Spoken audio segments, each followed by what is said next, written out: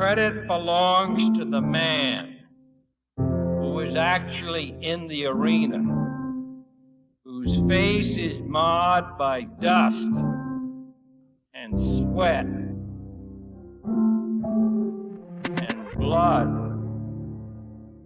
Hello, everyone, and welcome back to the Vitruvian Podcast. I'm your host, Zach Shankin.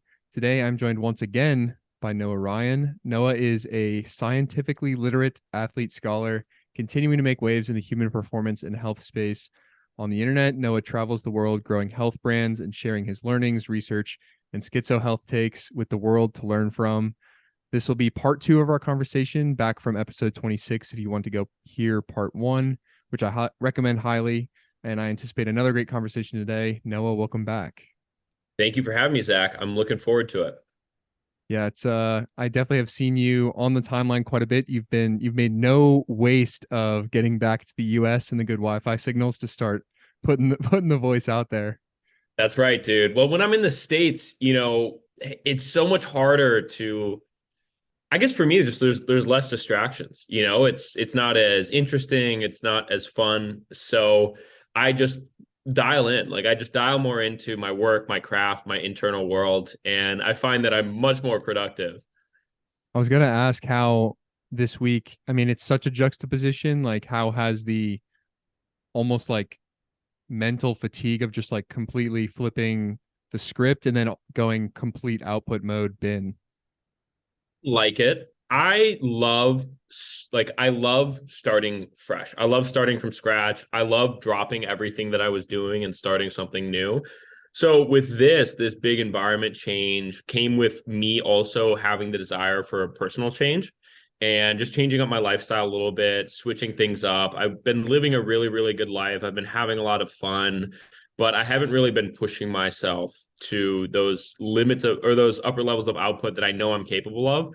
So coming back into this space, remembering almost why I'm doing it and being back in obviously the States for a little bit kind of it puts like a fire under my ass, almost from like a point of discontent, which I'm still trying to like understand fully, but it's good, man. I think life is important to have in seasons. I'm not the type of guy to do the same thing months at a time. I have to switch it up, and I switched it up pretty significantly. Well, I have 2 questions off that. One is you stated like the reason you're doing it. So I want to hear what you believe that reason to be, almost kind of like the higher level purpose. And then second, of this previous period that you're coming out of, what was the biggest thing you took from that about what you do and do not want lifestyle wise moving forward?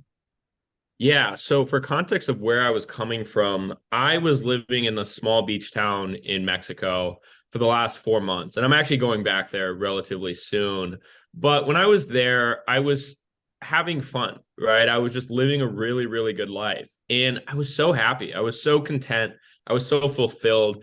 I had no feelings of frustration, of anger, of anxiety, nothing. I was just having a wonderful time. And I was still getting stuff done. And I was still contributing to, work and growing my brand and growing my message. But I wasn't really pushing myself. There wasn't that fire under me that had me up at night being voracious, like about learning or producing or creating. And I loved it, but I knew that I could do more. And I think for me, my biggest fear is always not reaching my full potential. And life was just too good there. So I knew I needed to switch it up, and it came at a good time. And now, I'm back, and I did a little bit of traveling after that. And I was able to think kind of like, what do I want to do? Who do I want to be? I got a little bit clearer on that. And I just knew the number one thing that I was lacking was output. And I know for me, I'm able to have some pretty significant output without a lot of like willpower needed or stress. I just need to put myself in the environment required to do that. So spending a little bit more time by myself, spending a little bit less time socializing, less time not having fun, but just like more structured and just seeing, what can I get to in a small period of time in terms of output. Definitely. I like that. I think there's good balance in the polarity of the seasons. It's like a hard thing, I think, for people to come to because they want to get to, and even myself, like the human animal is so good at finding the path of least resistance. So even if you aren't intentional with routine creation, which obviously you and I are intentional, but even for the everyman, you will find routines if you just wake up and do the thing day after day after day. And like even in the very like microcosmic level, but your day starts to look very similar over and over and over. And so I love like the concept of these intense periods of, I don't know, exploration, fun, kind of just enjoying the human experience. But then there is something about whether it's the masculine spirit or just high performer, the aspect that's like, hey, I actually have a lot to contribute here. And when I'm not living up to that, there's kind of like that gnawing voice in the back of your head that's like, let's really do something significant here.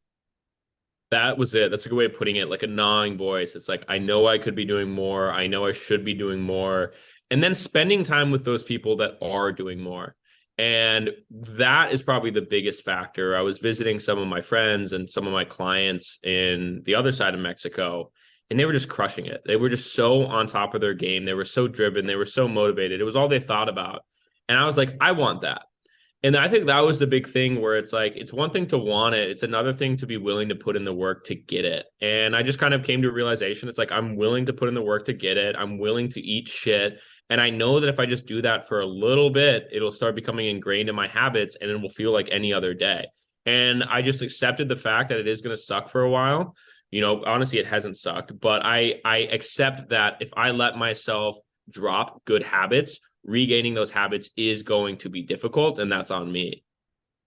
So what is the North Star that you're like aiming for? Obviously, general continued growth, presence online, like having a curated audience is helpful for whatever the endeavor ends up being. But what is that kind of high level purpose that you're aiming for? Like, what is something that you're building towards? Is it a supplement line? Is it a coaching offer? Is it a combination of things? There's nothing in particular right now. I think the biggest thing for me is asking myself, what's holding me back from any of those options and opportunities, you know, because there's a lot of options and opportunities in front of me. And right now it's because I got out of the learning mindset. I got out of the growth mindset where I used to be a voracious learner and I was just obsessed with it. And that's what got me so far. And that's what enabled me to have really, really high level output with not a lot of input on the work side. So falling back into being obsessed with learning and just being okay with being in that state for a few months. And if I'm in that state for a few months, I'll be able to gain, you know, a year's worth of knowledge in 90 days. And then from there, the options of execution will be so much clearer. And I know for me, like that's just how I operate. The more information I have, the more clearly I can take action. If I don't have the full picture, I'm unable to execute at all. So that's what I needed. I just needed to get back in that learning stage. What is currently calling your curiosity the most? Like what is the current thing that is capturing that attention and you're diving into? Metabolic and mitochondrial health. I noticed that even though I was super healthy, I always thought I was healthy. Looking back and taking a retrospect of my health progress, there's been points where I've actually regressed in health when I thought I was being healthy. And a lot of that came down to my metabolism. It came down to my mitochondria and my thyroid. So I'm digging really, really deep into that. I'm experimenting like crazy. I'm a human lab rat right now. I'm highly observational of everything that's happening. And I find that I can really only do this when I'm by myself. And I'm not by myself entirely. I'm hanging out with friends. I'm spending a lot of time with family, but I'm focusing on myself. I'm not focusing on other people. I'm not focusing on being a socialite. So that's the big focus here. Between that and I think from like a content standpoint and from a general value creation standpoint, I've been obviously really big into this whole ADHD theory and treatment stuff. And I think from a standpoint of impact, that's had the biggest impact on my life. And if I'm able to help other people with that as well, that'll be the most fulfilling thing for me. Yeah, no, it's really interesting you mentioned that because I was having a call and I'm sure he'll be tuning into this episode with a friend Riley Lamont from Twitter. Yeah. And he was saying how much what you've talked about with kind of validating the ADHD as you've kind of like labeled it the hunter type archetype about just making people feel seen and heard with that kind of experience, which even at a very high level, society's always been like specialize, sit in a square box, focus, like all of these like straight lines basically. And I think the human spirit generally isn't meant to be caged, but there are even as you speak to like specific genetic components to people that might even be more averse to those types of situations. Interestingly, like I never really, and maybe it's because nobody told me when I was young I had ADHD. There's like definitely an element of like incepting that belief and then kind of living into it. But I never, to me, it was not something that really spoke to me specifically, but it has been really cool to watch that engagement on your page and then also hear directly from Riley, like on a call, be like, yes, dude, it made so much sense, like to have that mental switch and realize that it is actually kind of a superpower and something I should lean into as opposed to a malfunction. Yeah, that's the thing. It's all it takes is that switch from looking at ADHD in particular as a disorder, as a disease, something you need to be healed from, as opposed to looking at it as a maladaptive trait, a trait that was once highly beneficial to our survival as humans, but now in this modern world is no longer fitting and subsequently not good for society as a whole, according to the people, that are looking to maintain homeostasis within society. So obviously it's looked down upon. Obviously it's tried to be treated. We live in an agricultural world where everybody needs to be interdependent on one another. They need to be consistent. They need to show up every day and contribute to a larger whole. But some people just aren't wired like that. And obviously, like selective breeding pressures have made it more you have higher chances of survival being more of the agricultural type, right? Person that's willing to show up in feudal England and rake the leaves every day to plot the land and till the soil. But some people aren't built like that, and those genetic predispositions have continued through this day. And the interesting thing that I see with it, and why I think it's so important for this information to get out there, is people with those traits, people with ADHD, they always end on one side or the other of the bell curve.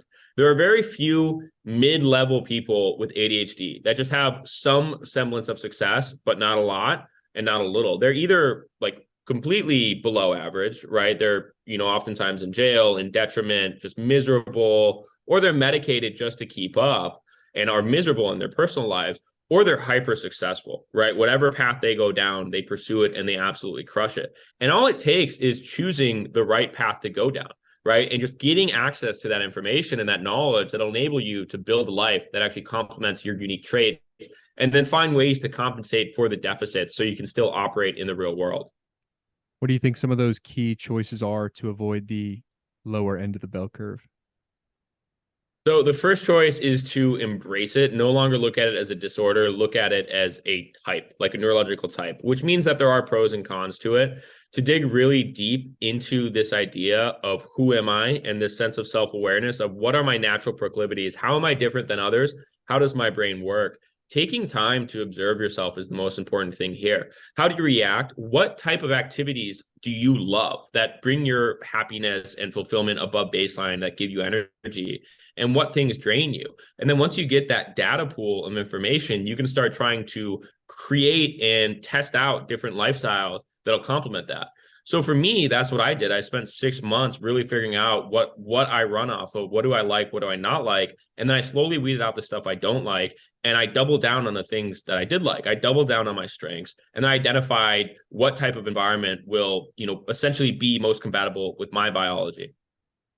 Yes, dude, I completely agree. I mean, it's like literally the crux of the work that I do with the guys that I do and the content that I put out, like this idea of extreme levels of self-awareness, taking the time to be introspective, to get total clarity on your internal state so that your external world can begin to reflect it. I term it within kind of what I talk about as like the Achilles advantage. And like Achilles became this extremely potent and feared fighter, not only because of his ability, and in fact, his ability was born out of his awareness of his one weakness. He knew exactly what that flaw was, otherwise impenetrable. And it allowed for this kind of perfect positioning.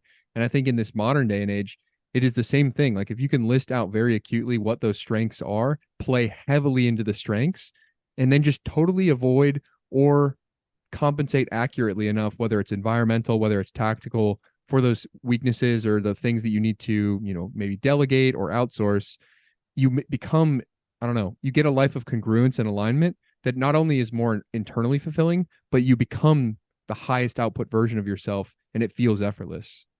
That's the big thing. It feels effortless. It feels fun. It feels exciting. It feels like a mission.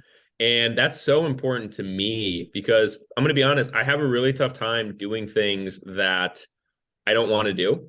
As bad as that sounds, it doesn't mean that I don't have willpower. It doesn't mean that I can't push through difficult things, quite the opposite. But redundancies to me are just incompatible. So I just took the easy route here. And it's like, instead of forcing myself through these things and using up all my energy, let me just use my brain and let me figure out ways that I can just abdicate myself from this altogether. So that's what I've done. I've just taken a completely different approach. And I think the reason that I was able to approach things from this way is I was able to uncondition myself or decondition myself from the way that, we're grown up. It's like, you have to do the hard things. You have to do this. You have to do that. I'm like, what would this look like if it were easy? And that's a question I ask myself a lot. Like, what would this look like if it were easy? So even when it comes to, work, for example, when it comes to client fulfillment, as you know, I was in the agency space for a long time, and I still technically am. It was always like, well, what are the things that I know that I'm not going to be able to do? Who can I bring in to focus on that? And then at surface level, you're like, oh, well, there goes a chunk of my revenue. But then at a big picture level, it's like, oh, well, there frees up so much of my bandwidth to focus on what I'm actually really good at, and subsequently grow the business with way less stress and turmoil in the long run. So it was a great decision. I love the question that you said, what would this look like if it were easy?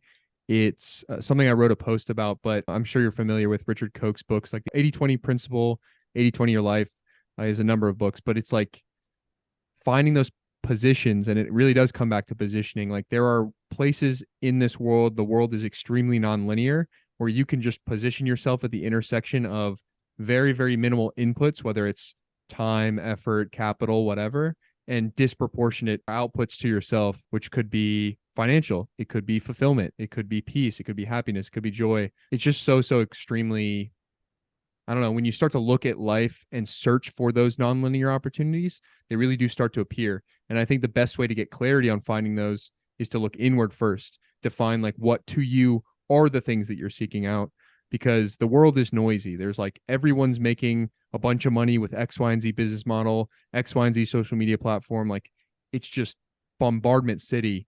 And if you look outward for the answer, somebody's going to sell you. Like, the best marketing is going to land in your mind, but it may not be the most aligned with you. So taking that internal search, I mean, on the first podcast, you mentioned like, literally there was a period where it was just like you, your basement, books, knowledge, like, who is Noah Ryan? And that period beget the beginning of kind of like this much more aligned lifestyle that we all are now aware of that you're living. And I think a lot of people now, especially with your audience, are starting to be really inspired by. I guess as your creatorship has grown, and since we last talked, I think you've just about have doubled your audience, which is super amazing and well-deserved.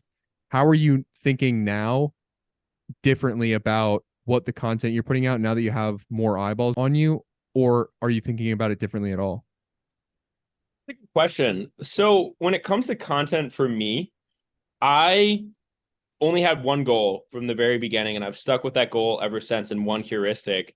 I just want to continue to put content out there that makes me excited to create content. And I'm never going to pigeonhole myself as being one guy or the other, because I just know for me personally that I perform best when things are fun, when I have full control of things, when nothing else is influencing and impacting what I'm doing other than me. Every single failure that I've had has been when I tried to do something because I thought it was the right thing to do, or because it was what someone else wanted, or because rationally it made sense. So content for me is completely intuitive at this point. I think my big thing now that I have a larger audience is the responsibility that comes with that, making sure that the content I'm sharing is not too outlandish, that is actually beneficial, and it's not going to cause people to do things that I wouldn't want to happen. So there's a responsibility that comes with it that I am aware of, but at the same time, I'm still approaching it the same way I approached it when I had 30 followers, right? When I had 1,000. I just want to create content that I think would be valuable, that I'm interested in, and that I want to share with the world, and I want people to resonate with.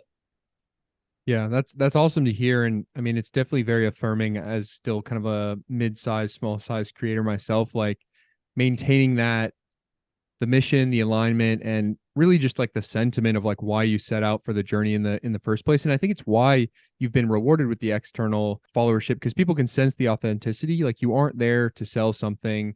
You aren't there to, I don't know, like growth hack or strategies for doing X, Y, and Z. It's really just like, I am trying to provide value, share like my research, my thoughts, and people can feel that. People can read it. And then now that you're obviously endeavoring into the audio space and potentially the video space in the future as well, like they're going to get more and more of that. And I think that you're going to build, you have your Telegram. It's like you're building super fans, right? Like people that are undying to the Noah Ryan brand, which is like really exciting as a creator to be in that space. And it's super cool to think about that larger impact over a long time horizon. Yeah, it's really fulfilling knowing and seeing the DMs of people saying that, hey, this piece of content has literally changed my life. Your content has done X, Y, and Z for me. And that's what really gets me going. I've just always found that that's been the biggest motivator for me is helping other people. And I know that sounds cliche and it sounds coy, and it's not. It's just like I'm looking for the thing that brings me the most happiness and the most fulfillment. And it just so happens that that thing is helping other people. And I don't know why it is. I'm sure if I dug deep enough, I'd be able to figure out why. But I really enjoy that. I enjoy making an impact. And that's my goal. That is my number one metric of success is the impact that I'm able to create. And I think about it sometimes. And I usually am not very clear with where am I going? What do I want to do? Who do I want to be? But I'm super clear about the fact that I want to change the way that people think. And I've been able to do it. And I don't care about the number. I've never been a numbers guy, but just knowing the quality over the quantity is what's really, really important to me. I don't want someone to see my post and be like, oh, I'm going to start adding gelatin to my beef or whatever. I want people to see my post and like rethink things and reapproach life. And I think that's just the most important. So that's why I love the Telegram, because it's more personal. Everybody that's there is there because they want to be there. So you can be more honest. People in the comments can be more honest. And now we have like this chat feature as well. So there's people talking amongst one another and helping one another. And I think that really comes down to just using this wonderful tool of social media for good. And that's coming from me as someone who used to hate social media and deleted all of it and thought that it was a bane to our existence. Yeah, man. I feel tremendously. It's easy, I think, to play the villain card on social media. Like, we live in these times. It's so distracting. There's too much noise. But I think it's that shift. Like when you go from consumer to creator, you realize that we are imbued with borderline like magical and really transcendent power to like reach audiences we wouldn't be able to in the past, be able to build businesses that we can't. It's such a huge lever.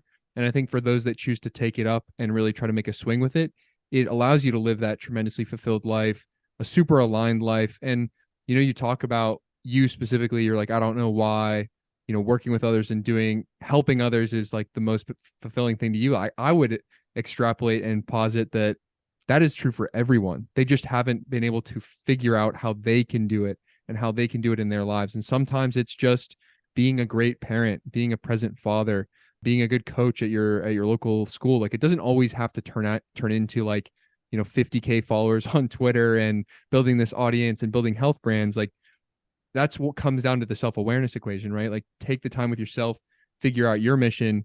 But it's why I spend the time doing what I do, because just like you said, it's the depth. If I put out one piece of short form, a clip from a podcast, a written post that hits one person, and that turn of phrase or that paradigm or that mental model changes how they go about their life or like changes what they do in their world. I mean, think about the unbelievable impact. And for you, it's like health and wellness. Like you are liberating people to live the highest potential of which they are capable. If people feel better, they can show up better for their partner, for their children, for their community, for their business. Like the downstream effects are almost imperceptible. So I definitely want to like take this opportunity to like reaffirm, not that you need it. It's amazing. I want you to like, you just hit 40K today. It was like a cheeky little tweet, like thanks for 40K, and you just keep it moving. Cause I think at some point the number just disappears in the head, but like, that's amazing, man. And like, it's only going to continue to scale.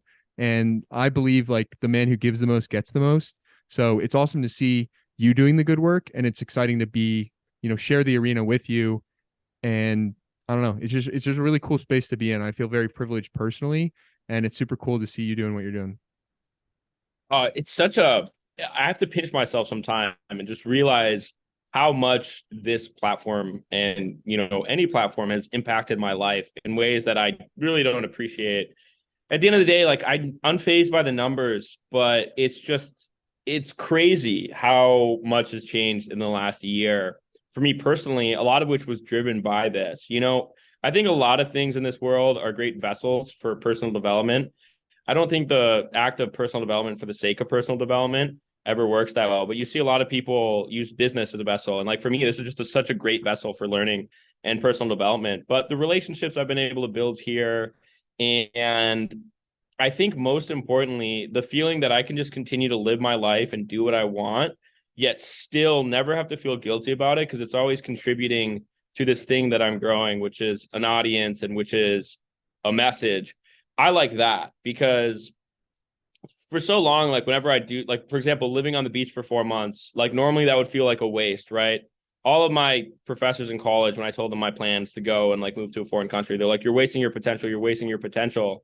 But that actually has contributed to my understanding of things and health and like how we're supposed to exist. And then subsequently contributed to me growing this platform. So like anything I do now in this world, as long as it's aligned with who I am, is contributing to what I'm growing and contributing to the impact that I'll have one day.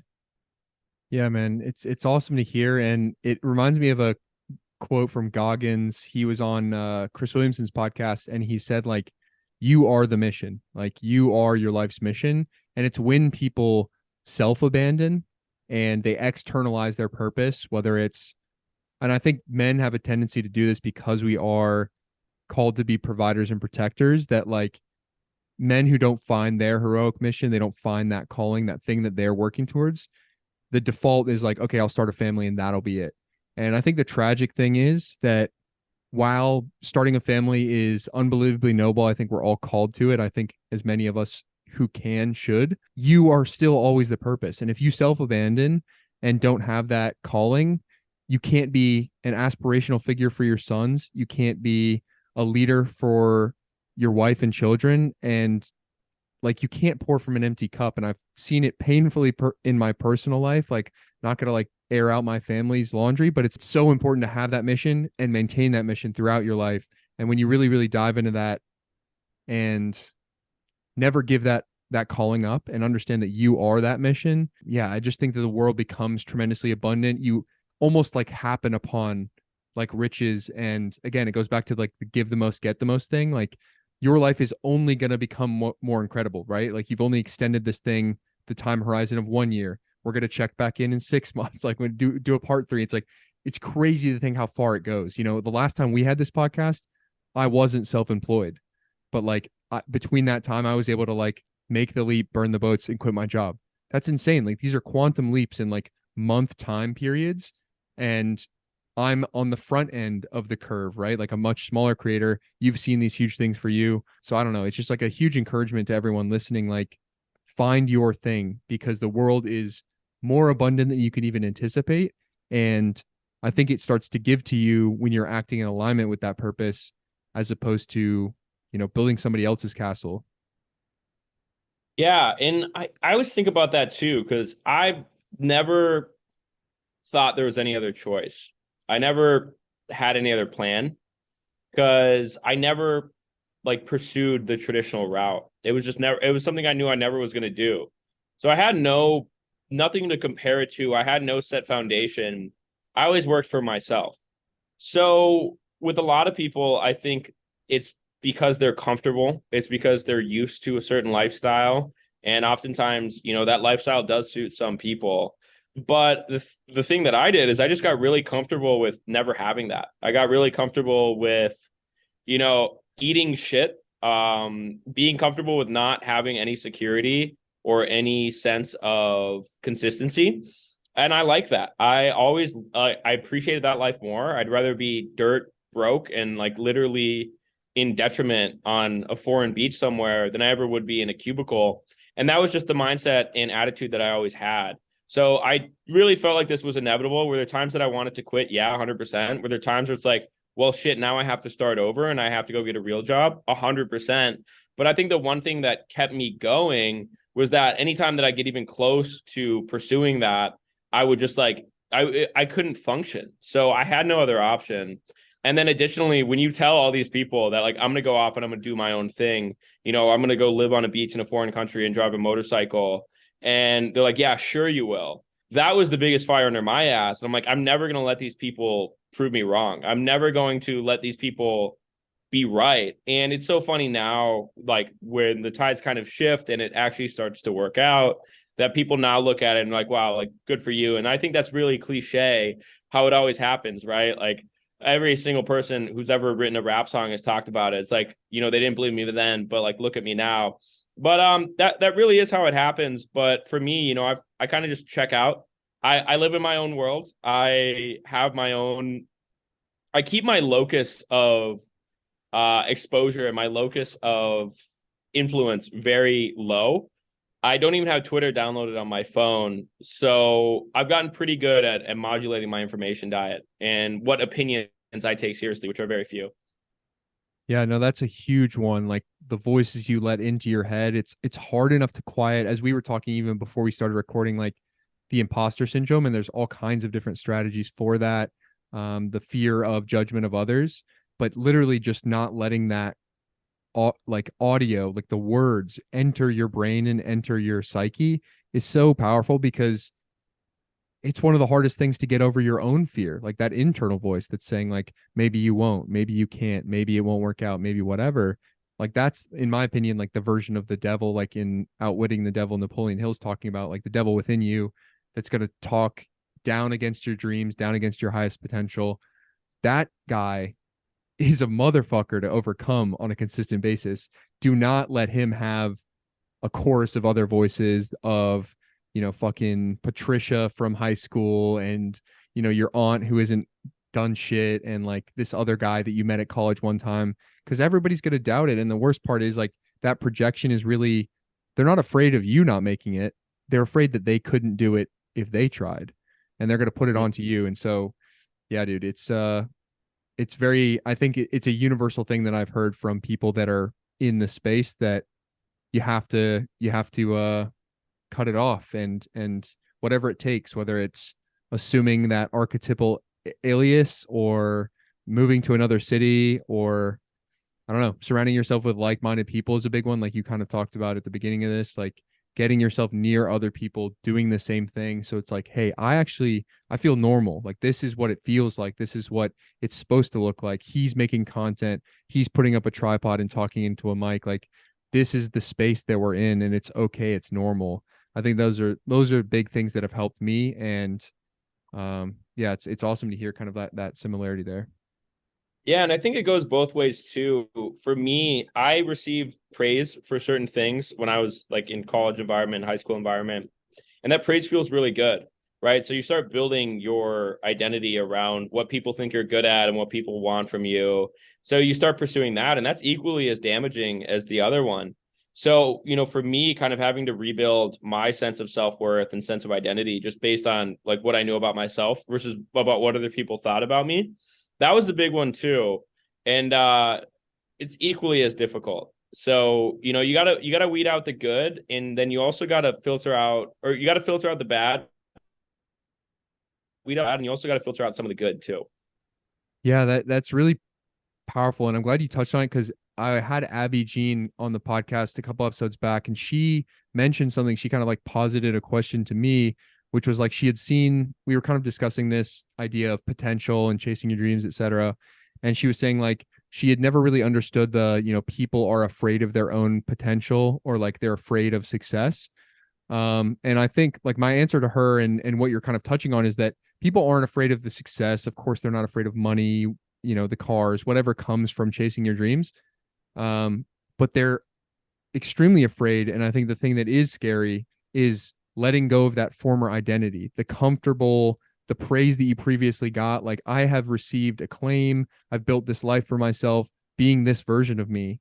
And so to become this next version of myself, I have to fully abandon and potentially destroy that version of myself.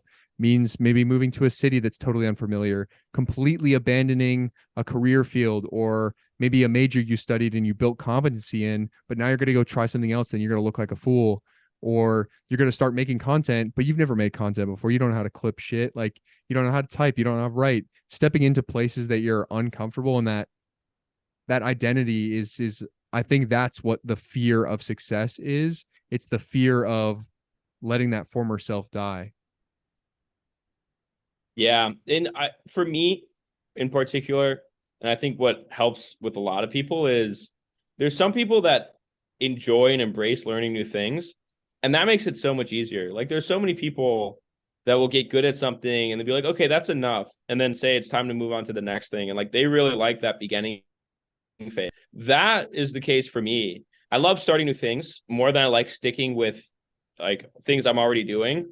And that has its own set of negatives because obviously things get better the longer you stick with them. But once you get to that certain point of proficiency where you're in like the 99% or like 99th percentile and like the increment of growth slows down, that's when you get antsy and you want to start a new thing. So I think for me, the biggest thing was once again the opposite, where it's like, well, now I need to figure out how I can stick with something. And the best way that I found to stick with something is pick something that's a little bit more of an umbrella and then give me opportunity to hop from thing to thing to thing within there. So content creation is an example. That's just a channel, right? That's just a method of experimenting with a bunch of things. So I kind of found out a way to use that to my advantage to maintain some level of consistency. But the one thing that's consistent within that is the change, right? Because like the content I'm posting today is so different than the content I was posting 3 months ago and 6 months ago, a year ago. And yet it's still consistent under that banner. Same with fitness, right? The workouts I'm doing today, the training style I'm doing today is so different than the training style I was doing 3 months ago, but it's still fitness. Same with nutrition and diet, right? The nutrition that I'm doing today, supplementation I'm doing today, so different, but it's still under that same umbrella. So I'm still gaining that incremental growth. Yeah, that's interesting. I think there is a huge push-pull internally, at least for myself, but I think it's within many people that want to be high achievers, is the balance of novelty and chasing mastery. So I'm curious, like, what is something that you would like to claim mastery in over the long time horizon? Like Noah Ryan is the maybe X guy, or he's the guy for blah. And then while still entertaining those curiosities and staying diverse, because I don't think any individual human, like we were given all these interests for a reason. So all of the curiosity should be followed. But what are you chasing mastery in, if anything? First and foremost, communication. I think if there's one skill that I can hone in on, it's like I want to be the best at that. It's communication. I want to be able to convey my thoughts to the world in the most articulate manner possible. So that's the one for me personally. In terms of what am I most interested in really understanding at a core fundamental level, it's health. But health, as I continue to learn about it, is so much more than diet and fitness. And I hate being pigeonholed into those specific categories. Health to me is just a bunch of pillars and fundamental foundations that expand far beyond just what you're putting in your body and what you're doing with your body. Right now, the deeper I get into it, it's relationships, it's community, it's fulfillment. And it really, I guess, comes down to lifestyle design. I think that's my biggest goal. That's the one thing I want to crack. How can I live the perfect life for the longest time possible? That's the only thing I want to do with my life. I just want to figure out, what is this life we're supposed to live? How can we live the best life? What are the pillars there? And then I want to share it with others using that skill of communication. Yes, dude. I think it's so funny how, I don't know, we're extremely aligned. Like the communication was, I was again on the phone with Riley, and I was like, that's what I'm chasing mastery in, is like the meta skill of communication, because it makes you so dangerous in any arena you step into, whether it's literally like the person on the street or the girl you walk up to, or, you're seeking capital at a fundraising event and you can go and speak competently in front of some of the most successful people, or you can speak in front of 50,000 people in a theater or a podcast or whatever it is. Like, it's so transcendent, and it doesn't get easier, I find, because, what you say, I'm completely reactive. Like, you could go absolutely schizo, hit me with some sort of side question that like my brain wasn't ready for. And because I have to react in the moment, it's very eternally stimulating. So it is super fun. And yeah, the lifestyle design is super cool. I think it's why people are fascinated with your world, because you live, at least like what is communicated, like a very romanticized, like people want to be fucking Jack Tan riding motorcycles at the beach, which is awesome for the branding aspect. But I think it's cool because you're showing people that it's achievable, right? Like, you're a young man doing this shit now. You're not waiting till you're 65 and you have, X, Y, and Z in the bank, and somebody else told you you can retire and go to the beach. Like, I think opening those doors, and as we see with the vehicle of the internet, it's only going to get, in my opinion, easier for the people that take agentic action. Yeah, and I want to clarify something with that. A lot of people see this romanticized lifestyle, like you mentioned, and they're like, only people that create content about that type of lifestyle can live that type of lifestyle. But I was living that lifestyle before I had Twitter. I started my Twitter account while I was living on the beach in a foreign country, riding a motorcycle and doing like the 4-hour work week. So it is super possible. It's way more achievable than people think. But I think people just need to be real about what do they think is going to bring them happiness? What do they think is going to be that thing? And then just find the path of least resistance to getting there. But you mentioned something before that I thought was really important. You were talking about communication and how it doesn't get easier, but more importantly, how it's very reactive. And that's what I love about it. I know that I perform best when I'm put on the spot. And it goes back to that thing of like, do the thing that is easy to you and fun to you, but difficult to others. I love public speaking. I love being put on the spot. I look forward to podcasts like this where I have no preparation and there's just going to be people asking me things because it ignites that primal intuition of performance, because it's hard for me to ignite that myself, right? I need that push. I need that pressure. That's why I love things like jujitsu, because I'm going and I'm training 100% and I'm sparring. I learn everything in live roles. I don't learn in the actual classes, maybe some of the technicalities, but I learned during live roles because it's completely responsive. I have to react. I have to perform. And that's what I love. And that's what I'm chasing. So going back to the idea of like, how can I create a life that is, easy to me, that is focusing on my strengths? If I can do more stuff like this, that puts me on the spot, the better I'll be. That's so funny you say that. And to pull back the veil a little bit to the audience. So it'll be interesting to see if anyone can detect this, but I'll shed light on my internal world between pod 1 with you and this one. So obviously there is the natural, like, you get better at a thing the longer you do it. But back when I was starting and episode 26, you came on. First of all, you were one of the larger creators I had on. So I was like inherently a little bit nervous. I didn't want to mess it up, whatever. But I was still in a phase with podcasting where like I thought of this like old model where it had to kind of be an interview. Like I have like a very academic background like you. It's like I can read the articles and learn the things and whatever.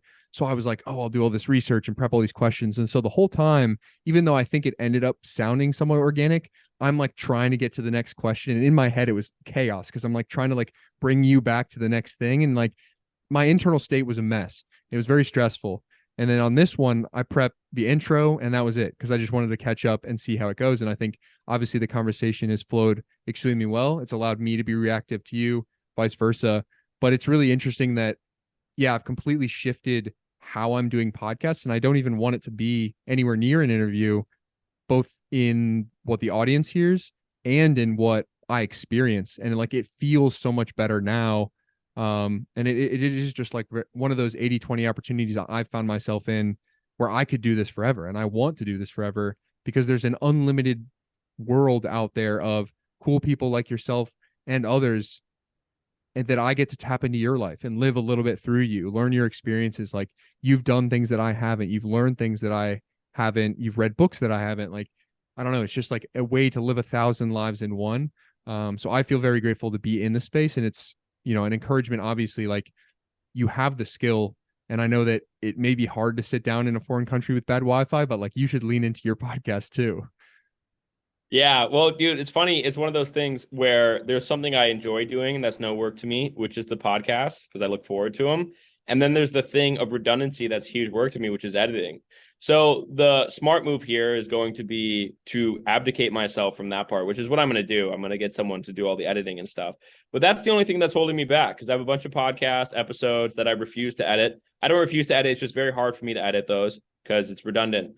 And it's just so trivial. And like, the smart first principle thinking would be, why don't I pay somebody to do that, to get that done, to maintain consistency there? And I can focus on what I'm good at, which is getting guests and having good conversations. But looking back on what you were saying about the benefits of not preparing, the benefits of going in tabula rasa, I've always found I perform best when I'm put on the spot. That's just how I am. And objectively speaking, that makes no sense. Everybody's better when they prepare. I'm not. I've always performed the best on those essays that they wouldn't give you the prompt before, they'd give you it when you got them. I crush those all the time. When I had to prepare for an essay, I did way worse because that's not my skill. That's not my specialty. My specialty is taking just like constantly absorbing information and then having to pull from it on the spot. I get like a rush from it because it's difficult. It's fun. It's enjoyable. So I think once again, that's one of those self-awareness things. But yeah, once again, podcast thing, so dumb of me to not just pay someone to edit them for me because that is my biggest barrier. That is my only barrier and my only hurdle to not doing more of them. So it's like stupid stuff like that. Life would be so much easier if I did that. Some people's lives would be so much easier if they paid somebody to clean their house and do their dishes, right? Sure, that may be an expense up front, but then you look at the effective cost of that long term, how much more you're going to get done. Most importantly, how much headspace is going to save you. So that's kind of what I'm looking at like now with the podcast. That's how I look at my work as well. I am really, really good at finding people that are different than me and we have the opposite skill sets. And I immediately partner with them. I immediately be like, you are super valuable. Let's do this together. And it just works out so much seamlessly. It's just such a no-brainer. And some people don't do that. They want to be a one-man show. And that's, climbing up Schitt's Creek without a paddle.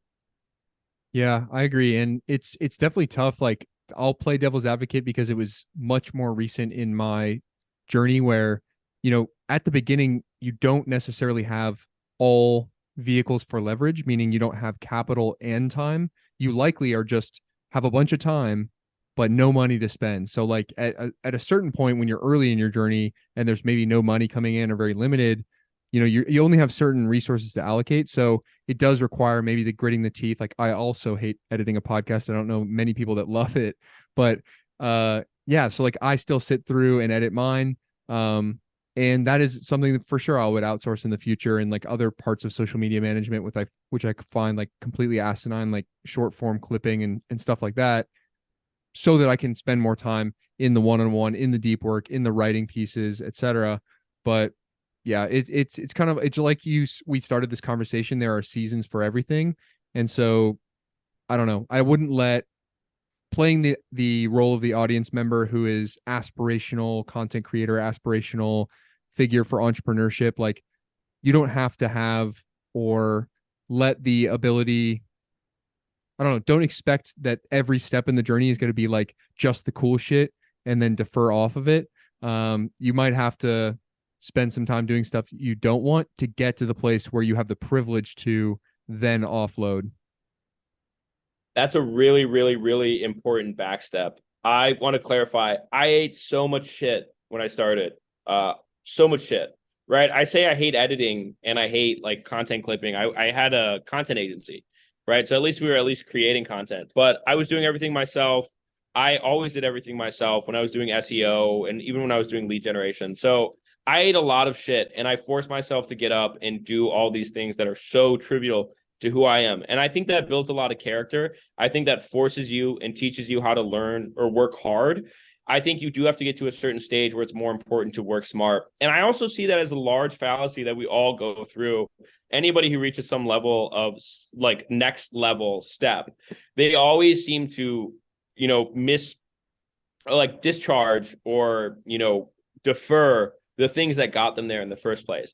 I think Kaz, a guy on Twitter, Kaz Midas, recently tweeted is like, all these guys that are saying like hustle culture is horrible, forget to mention the reason they had $100 million exit is because they had an unhealthy relationship with work, right? And you see it a lot with people like Tim Ferriss and Joe Rogan, who are big proponents about psychedelics, but in their development and into getting to where they got, they were straight edged as fuck, right? They were coffee drinkers. Joe Rogan hated weed. Joe Rogan hated psychedelics when he was building his foundation.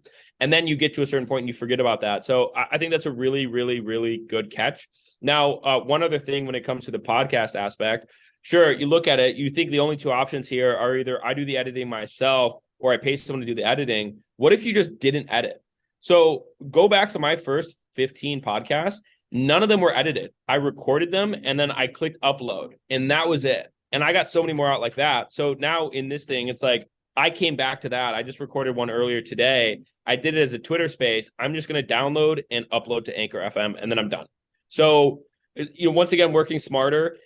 Do I think that the editing would produce a better piece? Maybe, but people don't follow you because you have flashy editing or because you have a good intro. People follow you because they're interested in you and they're interested in what you're talking about. It doesn't matter if it's lo-fi or hi-fi. And I actually like that. I like the fact that people can follow me. Well, when I post up that I never edit, that I literally wrote on the top of my brain 30 minutes ago, it took me 10 minutes to write.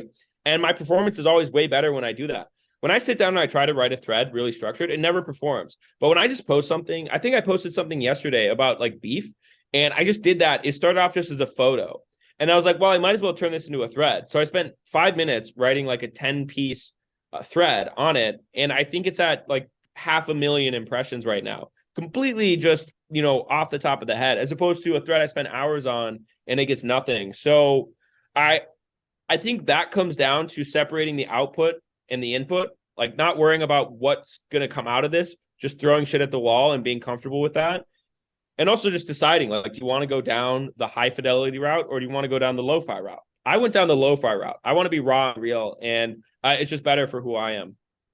Yeah, I love that freedom that the medium of podcasting allows. And I completely agree. I mean, like when you think about somebody sitting down for an hour, 2 hours, and whatever it is, like, and listening to thoughts, they're there for the conversation. They're there for thoughts. Like, if you have video, nice, dude. If you shot it in 4K, nice, dude. Like, congrats. Like, pat yourself on the back. But most people won't tune in for that, and it may elevate your production quality. And like, I look at, Chris Williamson, for instance, he's doing these like huge 4K cinematic pan shots, like, because he can fuck around and try. And I have a ton of respect. The dude's been in the game for a while, but like, go to his early episodes, like you said.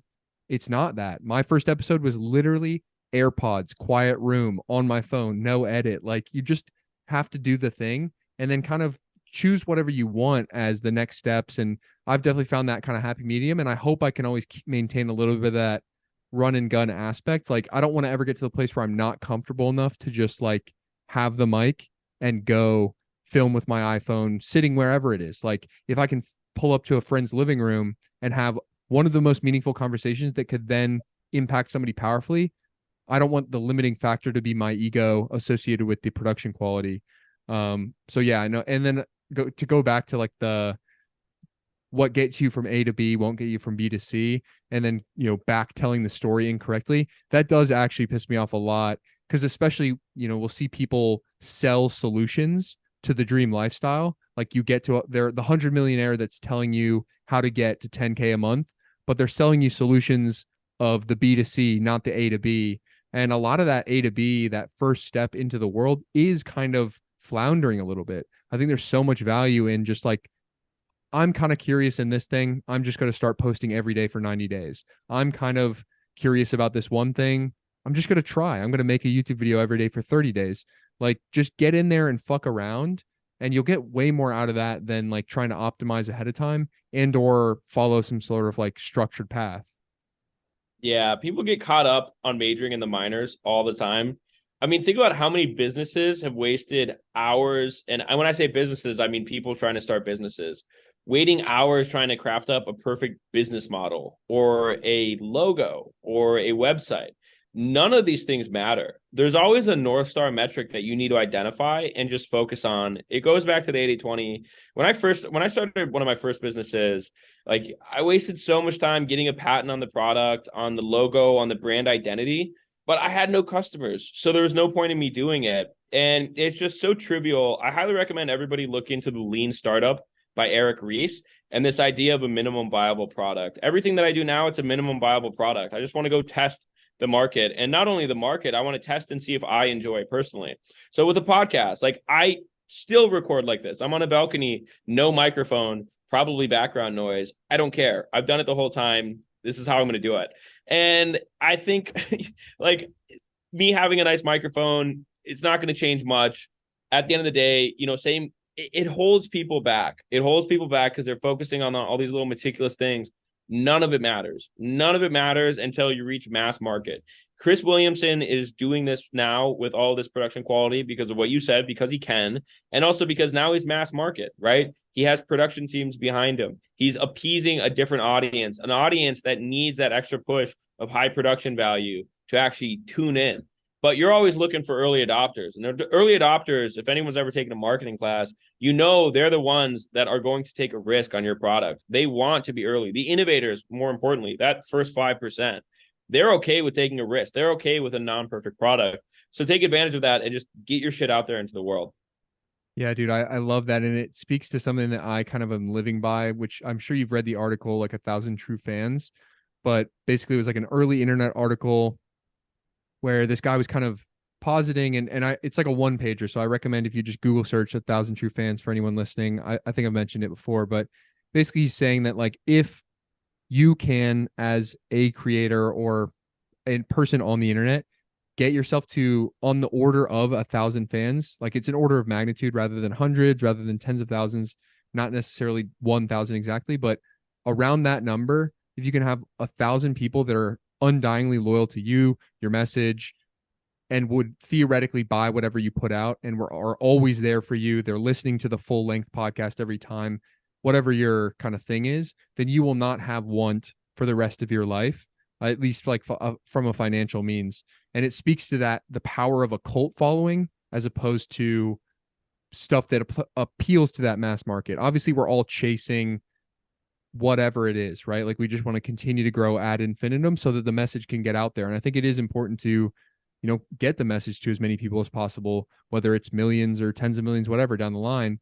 But there is something to be said for the engagement and the loyalty and the activity of the people getting impacted. And it's been really fascinating with podcasting. I get to watch who of the creators that I'm connecting with, who of their audiences ride like motherfuckers with them. Like it was crazy. Like I get these, you'll get somebody on 40, 50K. The views are very similar to something else. And like, they retweeted it just like everybody else. But like an example I was like profoundly shocked by is like Winston, who, has like, I think 15, 16K on Twitter, 5 or 6K on Instagram.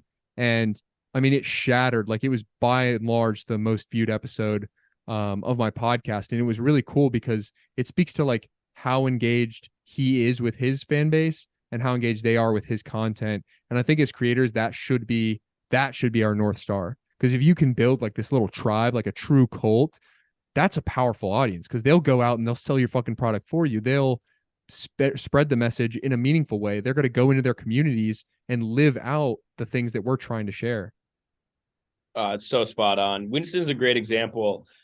People are a lot more sophisticated than we've ever been when it comes to consuming, right? Products and content. They don't want something that speaks to everybody. They don't want to be a commodity. They want someone that speaks to them and just to them and is okay with not speaking to everyone else. So the more polarizing you are, the more you show that it's like, I'm not pandering to everybody. I'm just saying what I think. And if anyone agrees with me, come join me. The stronger an audience you have. And Winston's a great example because it's very clear with his content. He's just doing what he wants to do. And he's very autonomous. And people love that. I'm intrigued and I'm enthralled by Winston because you get the sense that he doesn't give a fuck. And it's very endearing. And people love that. It's so obvious when someone's trying too hard, and we can weed out tryhards like we can weed out fear. It's just a natural pheromone human response. You smell tryhards and you get a bad taste in your mouth.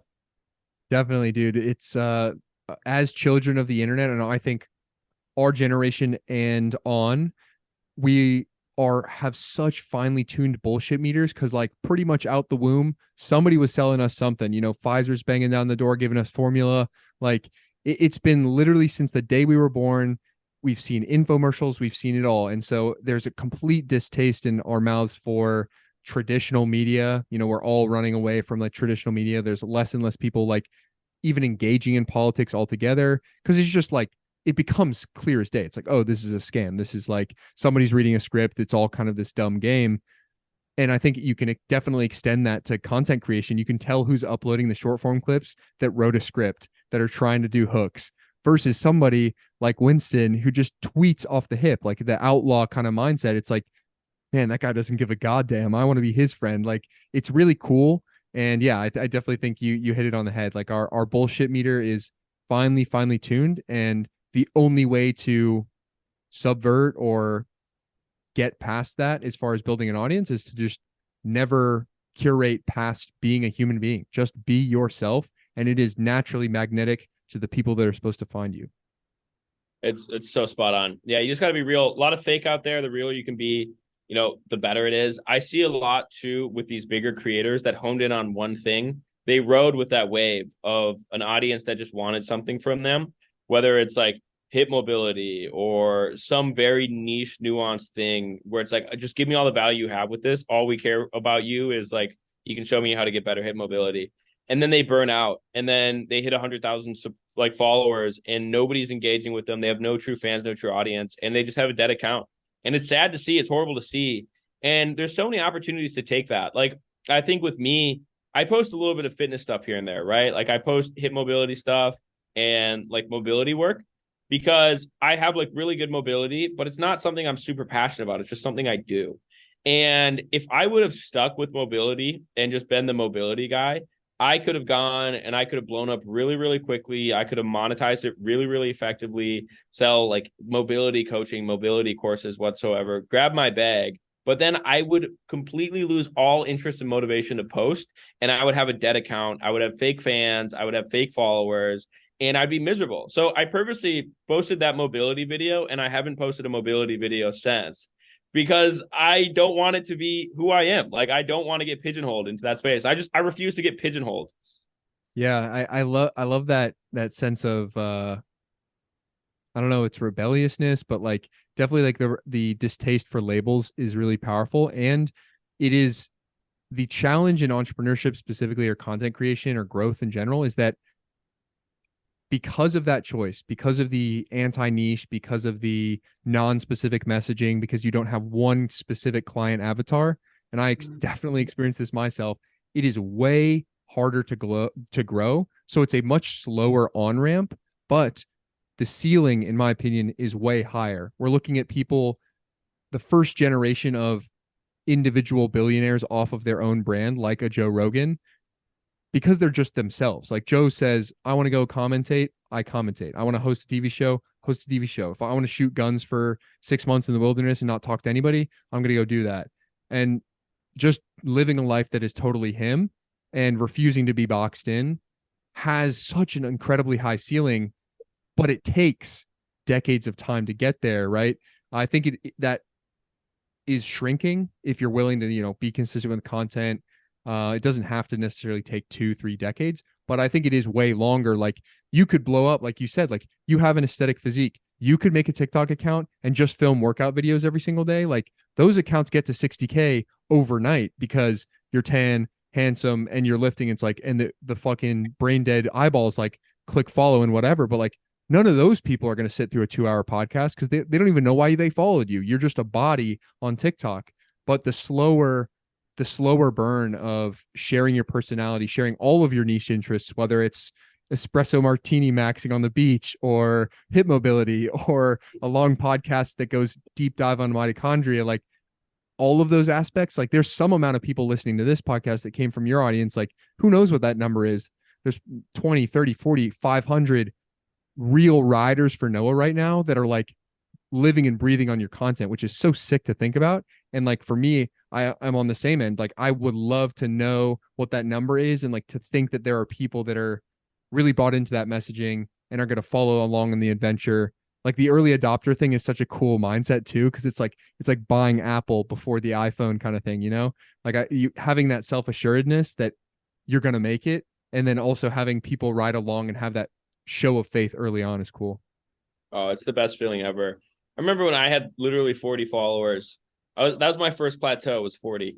There was this random guy. He's not on Twitter anymore, but he commented on one of my things. Like, dude, your content's so good. You're going to be an overnight success one day. And I was like, or he's like, you're going to blow up overnight one day. And I was like, I never believed it. But like, it was so meaningful to me, but I never believed it. And like, I feel like that guy would feel vindicated. Not saying that it's Twitter, right? It's like not really anything super big, but like just the fact that 100xing that follower growth in a year, in like a little bit over a year, I feel like he'd be vindicated. And I feel the same way too now, looking at guys and like seeing them when they're super small. It's like, oh shit, this guy's gonna blow up. Like, get your chips in early. We want to feel like we were behind someone. That's why hipsters love like early artists, right? Like, oh, this guy only has like 100,000 followers. This guy only has 100,000 listens on Spotify. Like, I'm gonna put my chips in him because it gives you a sense of, not a sense of ownership, but a sense of partial ownership. Like, yeah, I was part of this. I was part of watching this blow up. Yeah, there's definitely that team aspect and that kind of somewhat collaborative, because I mean it is like a huge asset. Like those first couple hundred followers, like soldiers, man, like they have no externally driven, clout driven reason to be there. They're just there for the value. They're there for what they believe in. Maybe it's the aesthetics of the page, whatever it is. Like they sign up, and that gratitude at the beginning is super cool. So definitely, obviously, shout out to like my following. We're still in that like incubatory stage. And also to whoever comes back to this in the future, crazy time capsule we're kind of discussing here, but it's really, really cool to even have like a little fractal of that for you, right? Like between episode 26 of my podcast and now where we're back for episode 40 something. You've literally close to double, because I was curious like what you were at then. I was doing a little bit of like, I guess, like backtracking, and it's just nuts. Like in a very short period of time, you've literally 2x'd your following. So it's cool to see at the end of it where it becomes almost like logarithmic, because there's so much accumulated advantage. There's so much proof of concept. There's so much value that's already there that like it's like undeniable. And it's, I don't know, it's really awesome. And like, because you're such a a high character guy with a good driven mission that like actually wants to help people, I love seeing people like you win. Like it pisses, the world is full of too many like scammers winning, and it's like seeing people like you win is super emboldening, and I think we need more of it. Thank you. I agree. There's too many scammers winning. And it's so funny because I see so many people on Twitter, on every platform, and immediately my bullshit sensor goes off.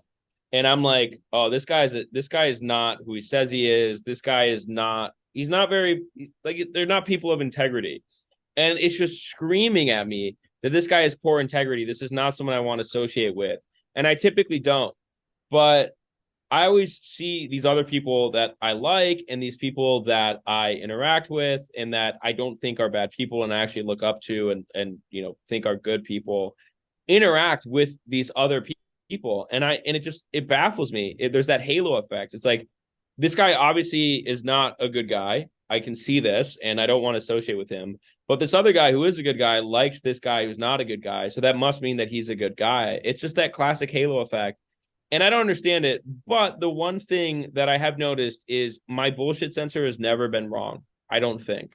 I think we have a really strong internal split-second decision maker on people. Sometimes it can be wrong because we've stepped back and we've built space between us and our intuition.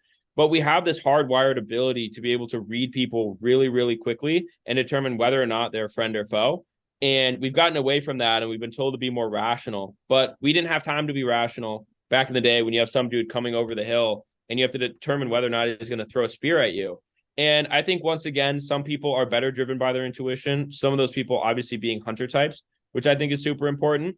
But I don't know why there's so many scammers winning, honestly. And I don't think that they can win forever. I love seeing that so many people who are doing shitty things end up getting what's coming for them. Do I think it'll happen to all of them? No, but I think in the long run, like, the game that people with integrity are playing will always perform better. And at like the most importantly is they'll feel better about themselves, which is something that no one can take away from you. And it's really the one thing that matters. And that's the only thing that matters to me. Bro, I'm sitting here smiling ear to ear for those that are just listening, and this is firing me up. And I wanna end it on a beautiful note there. As you're familiar, I have these kind of closer questions. There has actually been, this episode will go up post a bit of a rebrand, so they've slightly changed. Two of the same, one is new. So it'll be interesting to hear the repeats, see if the answer has been informed by your new experiences and changed, and then hit you with the new one. You're actually going to be one of the first guests to get the new one. So The first is, if you could go back to a younger version of yourself and tell him one thing, what would that thing be? If I were to go back to what version of myself? Just a younger version, whether it's Noah talking to the professors, getting ready to step out on this journey, or Noah with 40 followers on Twitter, ready to 100x his following, whatever version you think needs to be spoken to by this mustached man. Hmm.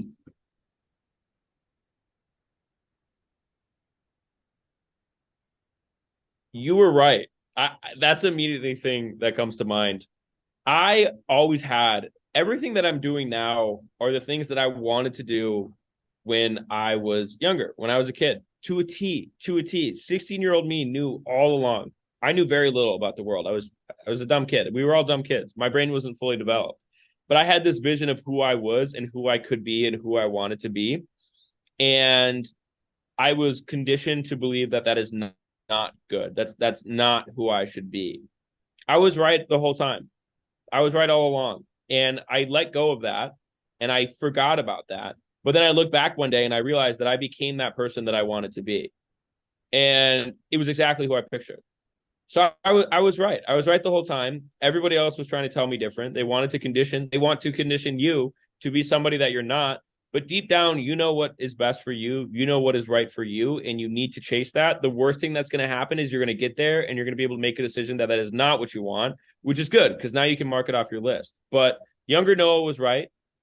Older Noah was able to come back and remove that conditioning and get to the point that younger Noah wanted. So good on you, younger Noah. Yes, dude. For those that want to go back and understand a little bit more about the rebrand, whatever, I did a solo podcast before this and answered the questions for myself. And my answer, or of the thing that I would tell him, was keep going.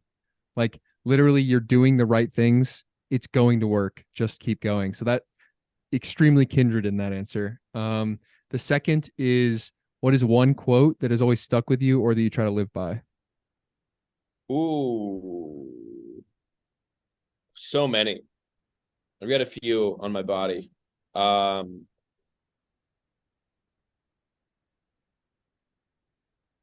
You can have anything you want, but you can't have everything that you want. Expand on that Wait, for us. you can have anything that you want, but you can't have everything that you want. Just understanding that like sacrifices need to be made, right? You can on a long enough time period, I think, have everything that you want. But right now in this one given time, I want to live a very mobile free lifestyle.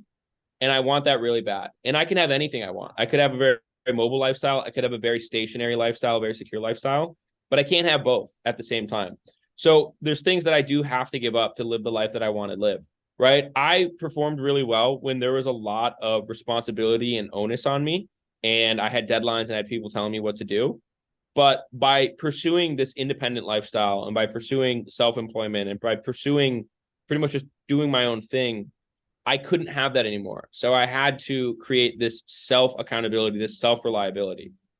So I think realizing that with this whole like travel thing, like I can't have everything that I want. I want to have a home base. I want to have like a spot with all my stuff and I want to be there, but I want to travel too. Eventually I could have it. But I think in the present moment, understanding that right now, right here, you can have anything, but you can't have everything at the same time. You can't have your cake and eat it too. I love that. And then finally, the new question is, what do you believe is your unique gift to give the world? I think that I question everything. I'm really observant. And most importantly, I never align with any ideology. I'm just in between all of them, which is good because I think that gives me an opportunity to share information in a way that is relatively unbiased and objective because I'm looking at things from multiple different perspectives. So I think that's really what I can give to people. I can shine different lights on things. And I think most importantly, I can make things that I think are really important interesting to a point where people are willing to listen to them. And I think that's really the strength that I have and the strength that I need to get out there because health, for example, all of the people that are really, really knowledgeable about health are horrible at explaining it. They make it super boring. That's why nobody listened to Biology 101. But in reality, this stuff is so fascinating. And this stuff is so impactful when you understand it. And it's obsessive to me that if I can find a way to make it sound cool and to make it sound aspiring and aspirational and romanticized, then more people will take up on it and it will change people's lives. So I think that's the one thing I have to give. I love it, brother. I love to see you given the gift, and I support both the mission and you in it. Let the people know what you're working on and where they can find you. Yeah, well, dude, first of all, thank you for having me on. You always do a great job at hosting, and I appreciate it. That's why I always love coming on. Right now, I am doing a lot more research. I'm doing a lot more writing. I'm doing a lot more stuff in the Telegram too, the free Telegram, obviously. So we'll have that linked, the Health HQ. Really important thing is just continuing to learn and to produce more prolific content. So get in there if you want to join and be part of the conversation. Excellent. I will have all of your stuff linked, obviously Twitter being kind of the main vehicle there, and then all sub links as well with the Telegram. And then for those that have made it the full time, thank you for riding with me and Noah today. Obviously, I always like to shout the people that make it to the end. If you're curious in more of what I'm doing here, obviously you found us on Spotify, Apple, or YouTube, so you can continue listening on those platforms. Follow myself on Twitter and Instagram at ZDSCHENKEN. Or Vitruvian Gentleman on Instagram as well. And if you're curious about joining my free Discord, I have a link on the website. You can apply there, just a short little type form, and then you're in. We got a community of guys sharing in the journey of becoming the best version of themselves. So I would love to see you in there. And I appreciate you spending your time and attention, your most valuable resources, with myself and Noah today. Memento Mori, and I'll catch you on the next episode of the Vitruvian Podcast. And if he fails, at least fails while daring greater, so that his place shall never be with those cold and timid souls who know neither victory nor defeat.